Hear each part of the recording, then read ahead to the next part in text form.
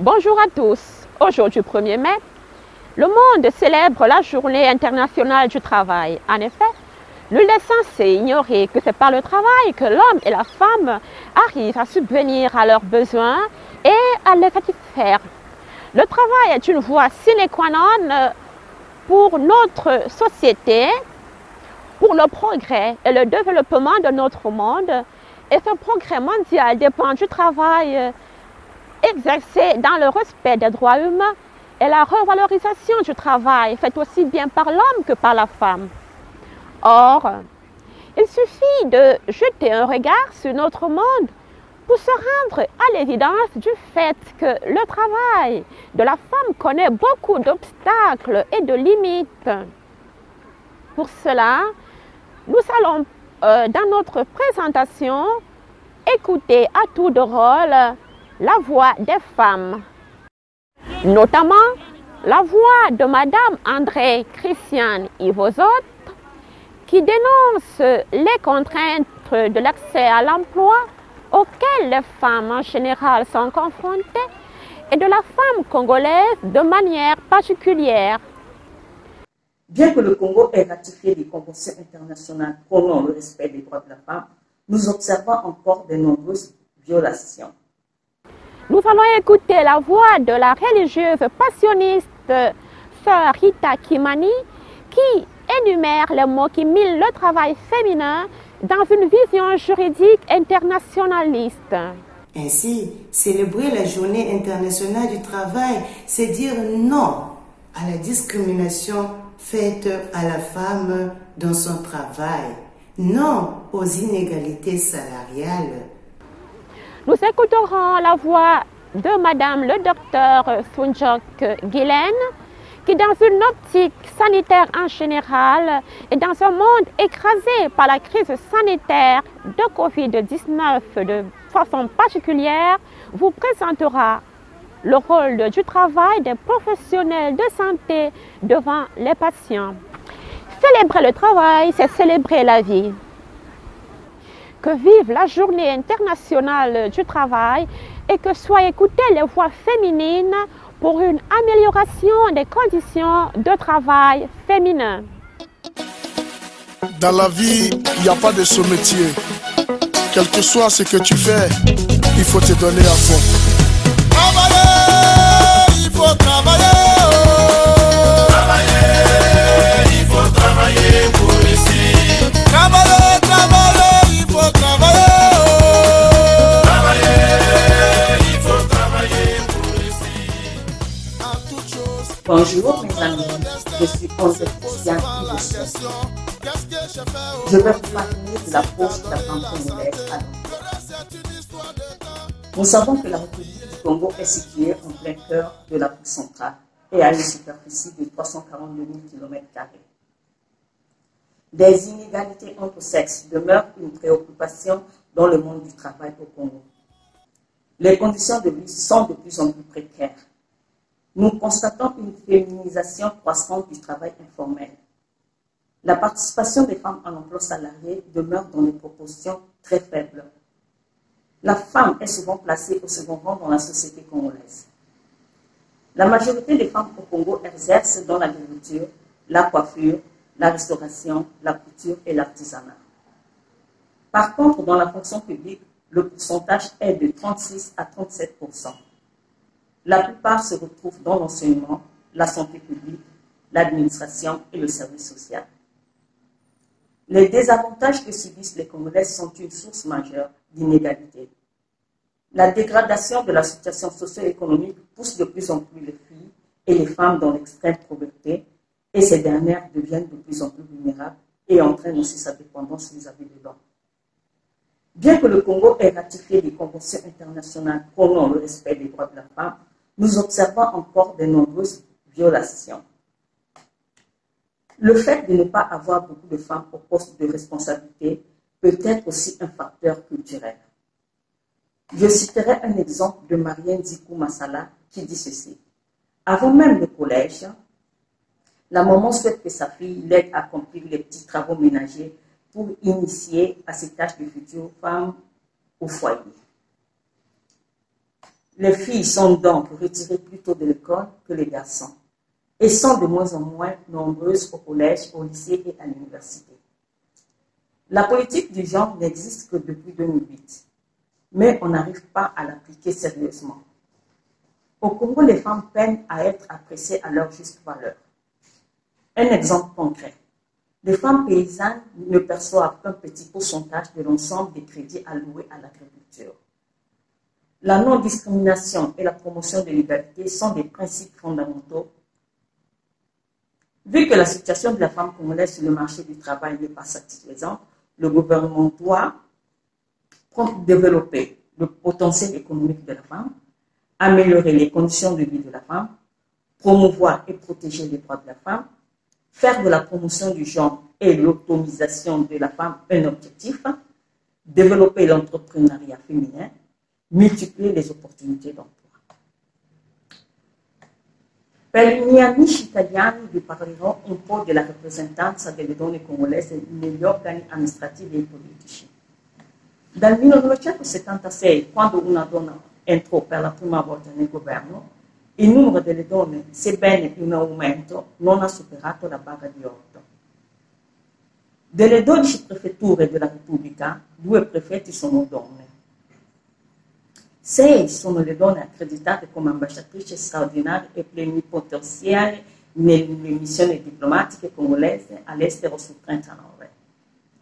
La percentuale delle donne al Senato è di 20,83%.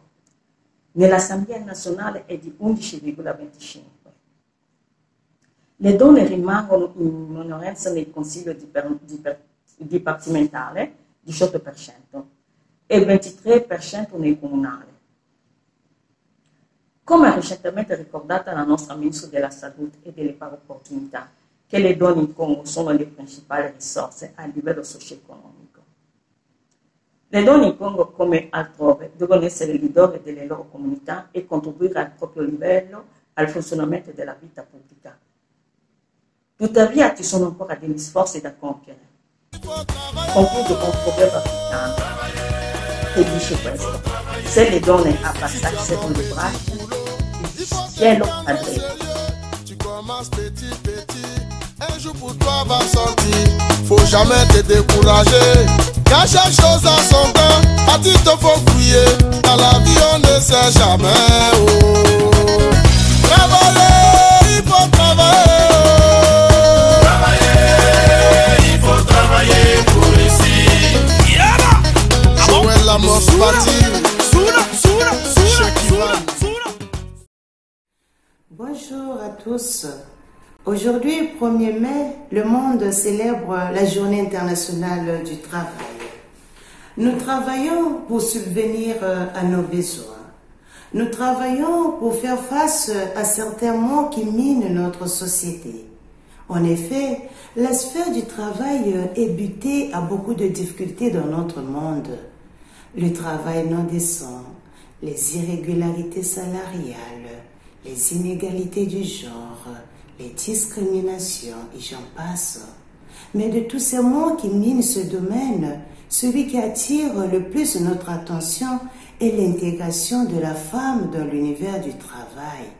C'est un domaine qui soulève un processus évolutif non négligeable, qu'il s'agisse du point de vue statutaire, du point de vue social ou juridique. Toutefois, eu égard aux réalités sociales qui basculent le navire de l'emploi, il se dégage plusieurs difficultés auxquelles sont butées les femmes, difficultés qui tournent autour de 3 grands axes. L'accès au travail, la rémunération et la discrimination. S'agissant de l'accès au travail, disons que l'image, mieux la conception de jadis, qui considérait la femme comme être faible, fragile, par conséquent capable seulement d'exercer les métiers de rang inférieur, s'éloigne au fil du temps dans la pensée humaine, et sinon nécessite un certain dépassement. Car en principe, la présence de la femme dans les écoles, dans les universités, devait avoir pour impact positif son accès à des professions supérieures. Mais il suffit de jeter un regard sur certaines réalités pour se rendre compte que dans la pratique, elles nagent entre le plancher collant et le plafond de verre. Et le deuxième point, c'est celui relatif à la discrimination. Dans le monde du travail, la discrimination faite à la femme peut être directe ou indirecte. Dans la directive du 27 novembre 2000 portant création d'un cadre général en faveur de l'égalité de traitement en matière d'emploi et de travail, la discrimination directe se produit lorsqu'une personne est traitée de manière moins favorable qu'une autre ne l'est, ne l'a été ou le serait. En revanche, elle est dite indirecte lorsque la réglementation ou la pratique est apparemment neutre, mais désavantage les personnes d'un sexe par rapport à un autre. Parler ainsi de la discrimination dans le domaine du travail, c'est soulever et dénoncer toutes ces tendances et mesures qui confinent la femme dans certains types de métiers par le seul fait qu'elle soit de sexe féminin. À cet effet, le travail devient en quelque sorte, comme pour reprendre les paroles de Laurence Cohen, l'arbre qui cache la forêt des inégalités et des injustices. Et enfin, les inégalités de rémunération. Dans le monde du travail, le salaire de la femme par rapport à l'homme est d'une différence remarquable. Et en dépit du fait que le corpus juridique prône une égalité de rémunération, comme il en découle non seulement de la Convention numéro 100 de 1951, mais aussi de la loi de Roudy de 1983 qui stipule « Tout travail de valeur égale mérite salaire égal ». Et pourtant, le fossé entre loi et réalité est remarquable. L'égalité des salaires entre hommes et femmes n'existe nulle part. Il n'y a ni travail égal, ni salaire égal. Les femmes demeurent significativement moins payées que les hommes, écrivait Margaret Marouani dans son livre « Travail et emploi des femmes ». Et dans le même ordre d'idées, il ressort du rapport du Bureau international du travail de 2000, les femmes occupent toujours des emplois stéréotypes, plus précaires et plus vulnérables, et leur salaire reste moins élevé que celui des hommes. En conséquence, les femmes sont beaucoup plus touchées que les hommes par le déficit du travail décent et donc par la pauvreté. Disons donc que les barrières sociales et les discriminations faites aux travailleuses persistent à divers degrés partout dans le monde et figurent parmi les préoccupations de l'agenda du travail décent de l'Organisation internationale du travail, dont l'objectif est que chaque femme et chaque homme puissent accéder à un travail décent et productif dans des conditions de liberté, d'équité, de sécurité et de dignité.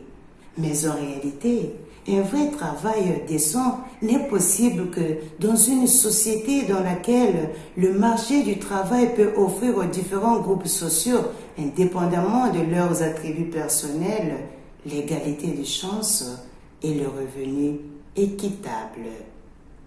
Disons donc, pour finir, que aussi longtemps que les institutions sociales fonctionnent de manière discriminatoire et inégale, il serait difficile de faire face à la pauvreté et militer pour le développement et le progrès de notre société. Ainsi, célébrer la Journée internationale du travail, c'est dire non à la discrimination faite à la femme dans son travail, non aux inégalités salariales.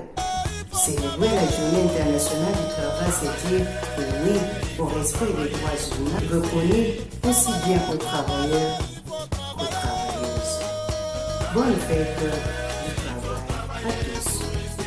La famille compte sur toi, il faut travailler pour réussir. Il n'y a pas de saut métier, tu dois travailler pour réussir. Tes enfants doivent aller à l'école, il faut travailler pour réussir. Tu dois être respecté, tu dois travailler.